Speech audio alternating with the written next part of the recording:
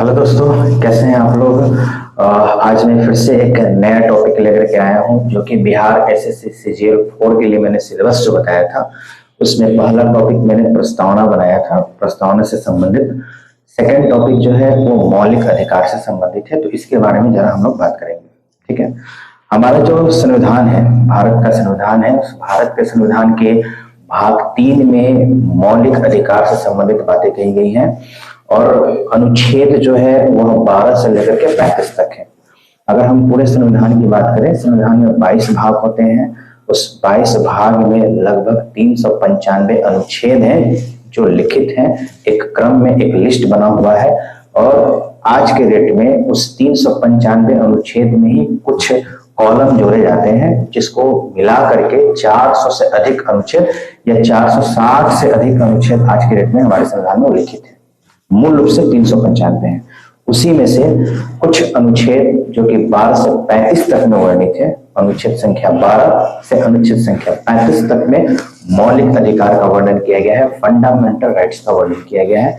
तो आज इसके बारे में थोड़ा बहुत हम लोग अध्ययन करेंगे और एक एक करके जानेंगे कि हमारे देशवासियों को, हमारे भारत के जनता को, हमारे भारत के नागरिक को आखिर कौन कौन से अधिकार प्राप्त है।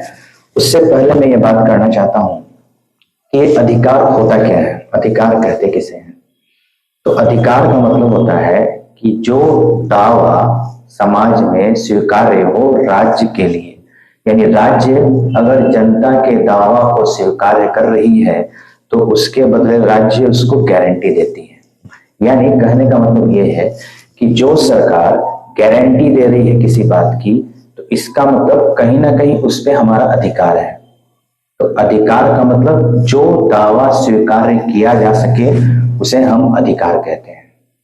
अगर हम अपने देश की बात करें, जिसे हम राज्य कहते हैं, राज्य जो वर्ड है उसका भी यहाँ पे उल्लेख हो जाएगा। पूरा डिटेल हम लोग जान लेंगे कि राज्य वर्ड का मतलब क्या होता है। जैसे कल मैं बताया था कि राज्य का मतलब पूरा एक भारत देश मान लीजिए। भारत देश में केंद्र सरकार है, राज्य सरकार है और ग्राम पंचायत में भी वहां भी सरकार है, सबको मिलाकर के राज्य कहा जाता है। तो पढ़ना है हम लोग को अभी। तो राज्य अगर हमें कोई अधिकार दे रहा है तो कहीं ना कहीं यह अधिकार सुरक्षा की एक गारंटी है। यानी जो शासन व्यवस्था है अभी हमारे यहाँ, जिस संविधान के तहत व्यवस्थाएं चल रही हैं, वहां पे अधिकार की बात कही गई है और ये अधिकार एक सुरक्षा की गारंटी है। किसके विरुद्ध? तो राज्य के विरुद्ध, सरकार के विरुद्ध। सरकार के विरुद्ध एक गारंटी है ये हमारा मौलिक अधिकार। तो कहीं ना कहीं हम ये कह सकते हैं कि जो दावा स्वीकार किया जा सके, जिस दावा को सरकार स्वीकार कर रही है और वो दावा पूरा करने की गारंटी देती है, तो ये अधिकार कहलाता है। ठीक है, कुछ ये भी है कि सरकार कहती है कि ठीक है, जो दावा आप दे रहे हैं, यानी जनता जो दावा कर रही है, सरकार कहती है कि मैं इसे अभी नहीं पूरा करूंगा, जब हमें या हमारे पास संसाधन अवेलेबल होगा, संसाधन होगा, तो मैं इस गारंटी को पूरा करूंगा या इस दावा को पूरा करूंगा। तो जो सरकार दावा पूरा कर देती है, तुरंत पूरा कर रही है, वो मौलिक अधिकार कहलाता है। और जो दावा सरकार ये वादा कर रही है कि मेरे पास संसाधन होने के बाद मैं इस दावा को पूरा करूंगा, उसको संविधान के भाग 4 यानी राज्य के नीति निर्देशक तत्वों में रखा गया है। तो जो सरकार दावा पूरा कर रही है, गारंटी दे रही है, भाग 3 में अनुच्छेद 12 से 35, जो सरकार कह रही है कि दावा में आने वाले समय में जब हमारे देश के पास संसाधन हो जाएगी तो मैं पूरा करूंगा, इसे भाग 4 में रखा गया है, जिसे राज्य के नीति निर्देशक तत्व या डीपीएसपी के नाम से जाना जाता है, जिसमें अनुच्छेद 36 से 51 तक है। वो आगे हम लोग पढ़ेंगे। ठीक है, तो आज यहाँ पे हम लोग बात कर लेते हैं कि जो मौलिक अधिकार है, ये मौलिक अधिकार संविधान के भाग 3 में है। और अगर हम बात करें कि इसका अनुच्छेद कहां से कहां तक है, तो अनुच्छेद की अगर बात करें तो अनुच्छेद 12 से लेकर के 35 तक है। ठीक है, तो यहाँ पे हम लोग थोड़ा सा कुछ फैक्चुअल पॉइंट है उसके बारे में देख लेते हैं। उससे पहले थोड़ा सा हम अधिकार का, ये जो मौलिक अधिकार है, इसके इतिहास के बारे में थोड़ा सा जानते हैं। देखिए, प्राचीन युग में हमारे देश में कौन सी व्यवस्था चल रही थी? राजतंत्र की व्यवस्था। राजतंत्र की व्यवस्था में क्या हम अधिकार की कल्पना कर सकते हैं? राजतंत्र की व्यवस्था में क्या हर एक नागरिक को, हर एक जनता को अधिकार मिल सकता है? नहीं, ना के बराबर। राजतंत्र में राजा का शासन है, राजा शासन व्यवस्था चला रहा है, उसका अपना कानून है, अपना नियम है। आज जिस अपराध के लिए नियम है, हो सकता है वो कल ना रहे। तो राजतंत्र में हम अधिकार की संकल्पना नहीं कर सकते। हाँ, लेकिन लोकतंत्र में 100% उम्मीद है, 100% कि हम अधिकार की संकल्पना कर सकते हैं। तो वर्तमान समय में हमारे देश में राजतंत्र नहीं है, लोकतंत्र है। लोकतंत्र में अधिकार की संकल्पना किया जा सकता है। तो अगर इतिहास की बात करें तो सबसे पहले जो अधिकार की बात की गई है वह यूरोप में की गई है। यूरोप में 1215 ईस्वी में मैग्ना कार्टा जारी किया गया था। मैग्ना कार्टा जारी किया गया था। मैग्ना कार्टा का मतलब अधिकार ही होता है। तो सबसे पहले मैग्ना कार्टा या अधिकार स्वीकार किया गया था, वहां के राजा के द्वारा भी स्वीकार किया गया था, यूरोप के राजा के द्वारा। सबसे पहले ये ऐतिहासिक एक क्षण था 1215 ईस्वी में कि मैग्ना कार्टा को स्वीकार किया गया। ये इतिहास के रूप में देखा जाता है। अगर सेकेंड टाइम हम देखें तो 1688 ईस्वी में एक ग्लोरियस क्रांति हुई थी। उस ग्लोरियस क्रांति में भी जो है संसद को अधिकार दिया गया था, यानी राजा से अधिकार छीन करके संसद के पास चला गया था।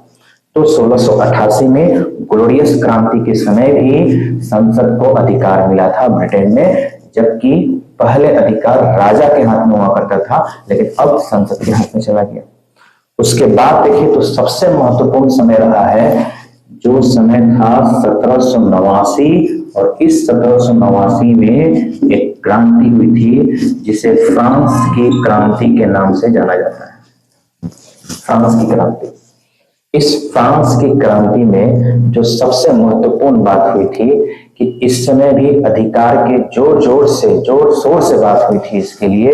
और इसमें हम लोग को पता है कि 3 शब्द हमने फ्रांस की क्रांति से 3 शब्द लिया था। स्वतंत्रता, हमारा जो संविधान है उस संविधान में जो अधिकार का आधार बनाया गया है, सबसे पहला आधार है स्वतंत्रता, दूसरा आधार है समानता, और तीसरा आधार है बंधुत्व। ये जब हम लोग मौलिक अधिकार पढ़ेंगे तो वहां पे ये नजर आएगा, स्वतंत्रता, समानता, बंधुत्व। ये फ्रांस की क्रांति से ही ये तीनों शब्द लिए गए हैं, वहीं से यह तीनों शब्द उभर के आए हैं। तो हमारे अधिकार में भी जो मौलिक अधिकार दिए गए हैं जनता को, ये 3 शब्द जो है बेस बनाया गया है, स्वतंत्रता, समानता, बंधुत्व, भाईचारा। कल हम लोग बात किए थे, पिछले वीडियो में बात किए थे हम लोग। तो जो फ्रांस की क्रांति 1789 में हुई थी, यही शब्द जो है देख करके अमेरिका ने भी अपने संविधान में संशोधन करके सबसे पहले अधिकार की बात कही। वहां भी अधिकार की बात उल्लेखित हो गई संविधान में, और इसका नतीजा ये हुआ कि हमारे भारत देश में भी जो संविधान का निर्माण हुआ उसमें मौलिक अधिकार का जो उल्लेख है, उसका विचार, उसका अवधारणा हम लोगों ने अमेरिका से ही लिया है। यानी अगर आपसे प्रश्न पूछिए कि भारत में मौलिक अधिकार की संकल्पना कहां से ली गई है, किस देश से ली गई है, तो USA, United state of America से लिया गया है। अमेरिका से मौलिक अधिकार का कॉन्सेप्ट लिया गया है, ये आप कह सकते हैं। ठीक है। उसके बाद अगर जरा देखा जाए कि जब 1789 में फ्रांस की क्रांति हुई, फिर उसके बाद अधिकार की बात कहाँ हुई, तो हम भारत में अगर बात कर लें तो भारत में सबसे पहले 1929 में जब नेहरू रिपोर्ट आया था 1928-29 में, तो उस समय नेहरू जी ने सबसे पहले अधिकार की बात की थी। अंग्रेजों ने जब कहा नेहरू जी से, मोतीलाल नेहरू जी से, कि आप एक संविधान का एक प्रस्ताव तैयार कीजिए, उसके बाद हम देखते हैं कि क्या भारत में संविधान निर्मित होना चाहिए या नहीं। नेहरू जी ने उसमें अधिकार की बात कही थी, परंतु उस समय मोहम्मद अली जिन्ना ने 14 सूत्रीय मांग रख करके उस अधिकार को भी ठुकरा दिया। यानी अंग्रेजों ने स्वीकार नहीं किया और हमारे समितियों ने भी स्वीकार नहीं किया। तो पहली बार वहां पे भारत में डिमांड हुई थी। दूसरी बात, जब हमारा संविधान सभा बन रहा था, जब संविधान सभा में संविधान की रचना हो रही थी, वहां पे मौलिक अधिकार का चर्चा किया गया और अंततः हमारे संविधान के भाग 3 में अनुच्छेद 12 से 35 तक संविधान के में मौलिक अधिकार का उल्लेख कर दिया गया। अब ये भी है कि जब हमारे संविधान में मौलिक अधिकार का उल्लेख है तो क्या ये सभी जनता को पता है कि मौलिक अधिकार एक ऐसा अधिकार है, अगर वो सरकार नहीं देती है या सरकार के द्वारा हमें वो अधिकार प्राप्त नहीं होता है तो उस अधिकार को पाने के लिए हम सर्वोच्च न्यायालय भी जा सकते हैं, सुप्रीम कोर्ट जाने का अधिकार है। अगर सरकार हमसे कोई अधिकार छीन रही है या वो अधिकार पूरा नहीं कर पा रही है तो उसको प्राप्त करने के लिए या वो अधिकार प्राप्त करने के लिए हमें सुप्रीम कोर्ट तक जाने का अधिकार है, सर्वोच्च न्यायालय तक जाने का अधिकार है। इसका मतलब कि जो मौलिक अधिकार है वो वाद योग्य है, वो प्रवर्तनीय है। इसका मतलब ये हुआ कि अगर किसी व्यक्ति को मौलिक अधिकार प्राप्त नहीं हो रहा है या उसे लग रहा है कि सरकार हमसे ये अधिकार छीन रही है या जनता के द्वारा छीना जा रहा है तो हम सर्वोच्च न्यायालय जाकर के याचिका दायर कर सकते हैं, प्रत्यक्ष रूप से सर्वोच्च न्यायालय जा सकते हैं। ठीक है, जैसे कि एग्जाम्पल हम दे सकते हैं, तत्काल 3 तलाक की अगर बात की जाए तो तत्काल 3 तलाक में महिलाओं को लेकर के कहीं ना कहीं उनके अधिकार का हनन हो रहा था। तो एक महिला जो है वो सर्वोच्च न्यायालय जाती है और वहां पे अपना प्रस्ताव रखती है कि मेरे अधिकार का हनन हो रहा है। तो कोई भी व्यक्ति हो अगर उसके अधिकार का हनन होता है तो सीधे सर्वोच्च न्यायालय जा सकता है। इसका मतलब कि हमारा जो अधिकार है वो वाद योग्य है और प्रवर्तनीय है। दूसरी बात अगर ये देखा जाए कि क्या किसी व्यक्ति का अधिकार छीना जा सकता है या किसी व्यक्ति का अधिकार कभी समाप्त किया जा सकता है या किसी व्यक्ति को ऐसा अधिकार दिया गया है कि उस पर कोई प्रतिबंध ना लगा हो, तो ऐसी बात नहीं है। हमारी सरकार ने सोच समझकर मौलिक अधिकार का प्रस्ताव रखा है हमारे संविधान में। जैसे कि एग्जाम्पल, मान लीजिए किसी व्यक्ति को वाक की स्वतंत्रता है, बोलने की स्वतंत्रता है, कहीं घूमने की स्वतंत्रता है, तो कहीं ना कहीं सभी स्वतंत्रता में एक प्रतिबंध लगाया गया है और वो प्रतिबंध तार्किक प्रतिबंध होता है, रीजनेबल रेस्ट्रिक्शन उसको बोलते हैं। तो कहीं ना कहीं एक तार्किक प्रतिबंध है, ऐसा नहीं है कि पूर्ण रूप से आपको अधिकार दिया गया है। जैसे कल हम 2 शब्द की बात किए थे, एक स्वतंत्रता और एक स्वच्छंदता। स्वतंत्रता में थोड़ा बहुत रिस्ट्रिक्शन रहता है जबकि स्वच्छंदता में किसी प्रकार का कोई प्रतिबंध नहीं होता है, कोई रिस्ट्रिक्शन नहीं होता है। वैसे ही हमारे संविधान में मौलिक अधिकार का उल्लेख तो है बट साथ ही साथ कुछ ना कुछ रिस्ट्रिक्शन बताए गए हैं। यानी अगर आपको घूमने का अधिकार है और कहीं ना कहीं कोरोना काल में अगर आपको लॉकडाउन के समय घर में बंद किया गया था तो आप वहां पे सरकार से नहीं कह सकते हैं कि संविधान में अनुच्छेद 19 के तहत ये उल्लेखित है कि हम पूरे भारत देश में कहीं भी भ्रमण कर सकते हैं। तो संविधान में ये भी लिखा हुआ है कि अगर देश हित के लिए, जनता के हित के लिए किसी महामारी के कारण है ना किसी प्रकार का कोई ऐसा घटना हो जाता है तो उस समय आपका मौलिक अधिकार प्रतिबंधित किया जा सकता है। जैसे कोई व्यक्ति जेल में है, कोई क्राइम किया हुआ है, वहां पे उसको मौलिक अधिकार नहीं मिल पाएगा। कुछ स्थितियां ऐसी हैं, कुछ पद ऐसे हैं, जैसे कोई व्यक्ति आईबी में है, इंटेलिजेंस ब्यूरो में है, उसका मौलिक अधिकार पूर्ण रूप से नहीं मिल सकता है। कोई व्यक्ति सीआरपीएफ में है, कोई व्यक्ति रॉ में है ना। बहुत सारे ऐसे व्यक्ति जैसे पुलिस लाइन में ही है, बहुत सारे ऐसे पद हैं जहां पर मौलिक अधिकार पूर्ण रूप से नहीं मिल पाता है। लेकिन कुछ कुछ अवस्थाएं भी ऐसी हैं जब सरकार जनता के मौलिक अधिकार को निलंबित कर सकती है। निलंबन का मतलब कुछ समय के लिए सस्पेंड करना। जैसे एक एग्जाम्पल, अगर मान लीजिए किसी प्रकार का आपातकाल लागू हो जाए। आपातकाल 3 प्रकार के होते हैं, आगे हम लोग पढ़ेंगे। राष्ट्रीय आपातकाल, राष्ट्रपति शासन और वित्तीय आपातकाल। वित्तीय आपातकाल अब तक नहीं लगा है, भारत में सबसे ज्यादा राष्ट्रपति शासन का ही इतिहास रहा है। तो अगर कहीं किसी क्षेत्र में, किसी राज्य में राष्ट्रपति शासन लग जाए या राष्ट्रीय आपातकाल लग जाए, वित्तीय आपातकाल लग जाए, उस स्थिति में व्यक्ति का जो मौलिक अधिकार है वो निलंबित किया जा सकता है कुछ समय के लिए।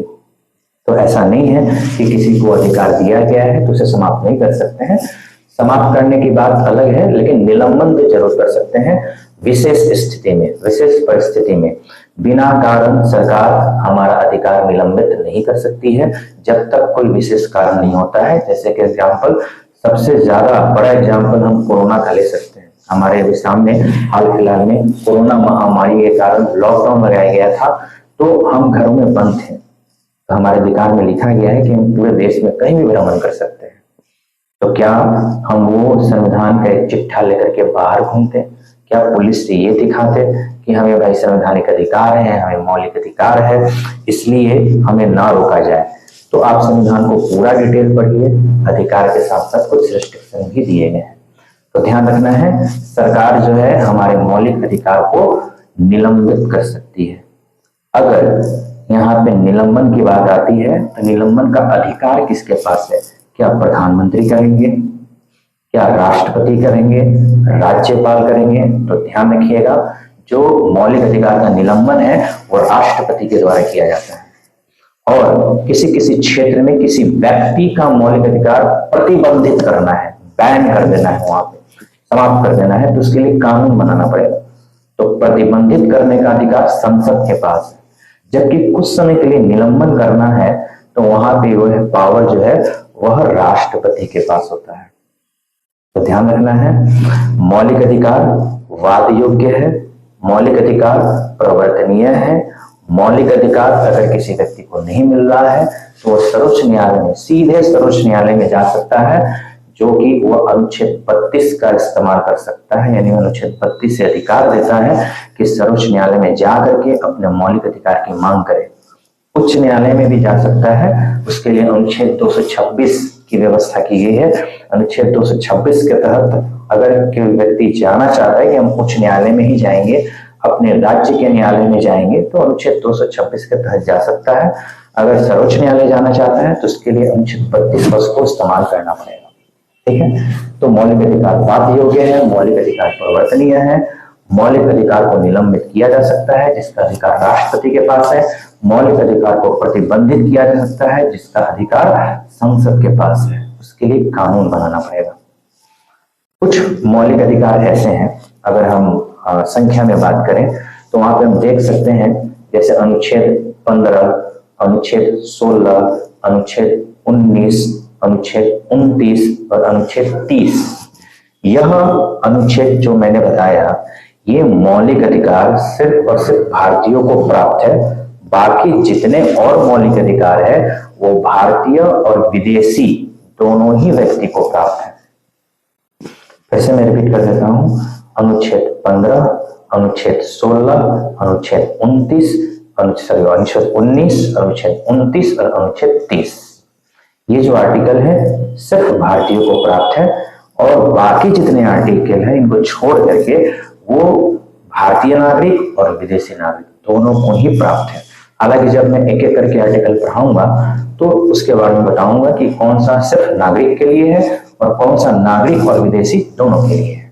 ठीक है, अब यहाँ पे थोड़ा सा हम बात कर लेते हैं कि जो मौलिक अधिकार है उस मौलिक अधिकार का खंडन किया गया है। यानी अभी हमें भारत देश में जो जनता है हमारी, कुल 6 मौलिक अधिकारों को प्राप्त है। पहले ये मौलिक अधिकार 7 था, लेकिन संविधान में संशोधन करके संपत्ति का अधिकार जो मौलिक अधिकार था उसको अब कानूनी अधिकार बना दिया गया है। तो पहले मौलिक अधिकार की संख्या 7 थी, अब ये घट करके 6 हो गई है, क्योंकि संपत्ति के अधिकार को मौलिक अधिकार से कानूनी अधिकार बना दिया गया है। इसका मतलब वर्तमान समय में मौलिक अधिकार को 6 खंडों में बांटा गया है। अगर हम बात करें, सबसे पहला जो आर्टिकल है, आर्टिकल 12 और 13, यहाँ पे अधिकार से संबंधित बातें तो नहीं होती हैं, लेकिन कुछ कुछ परिभाषाएं देखने को मिलती है। जैसे 12 में राज्य की परिभाषा है और 13 में यह देखना है कि अगर कोई आर्टिकल या कोई अनुच्छेद ऐसा है जो संविधान की भावनाओं को ठेस पहुंचाता है तो उसे निरस्त किया जा सकता है। एक एक करके डिटेल हम लोग पढ़ेंगे। पहले 6 खंड की बात कर लेते हैं। जैसे सबसे पहला खंड जो है उसको अनुच्छेद 14 से 18 तक में रखा गया है, जिसे समता का अधिकार कहा जाता है। यानी समता के बारे में बात की जाती है अनुच्छेद 14, 15, 16, 17, 18। दूसरा खंड है जो अनुच्छेद 19 से 22 तक है, वह स्वतंत्रता का अधिकार है। यानी इसमें सिर्फ और सिर्फ स्वतंत्रता की बात की जाएगी, आधार अलग अलग हो सकते हैं। फिर अगला खंड यानी तीसरा खंड बात करें तो अनुच्छेद जो है 23 से 24 तक है, जो शोषण के विरुद्ध अधिकार है। यानी किसी बच्चे का शोषण, किसी महिला का शोषण, किसी पुरुष का शोषण, डिटेल हम लोग पढ़ेंगे।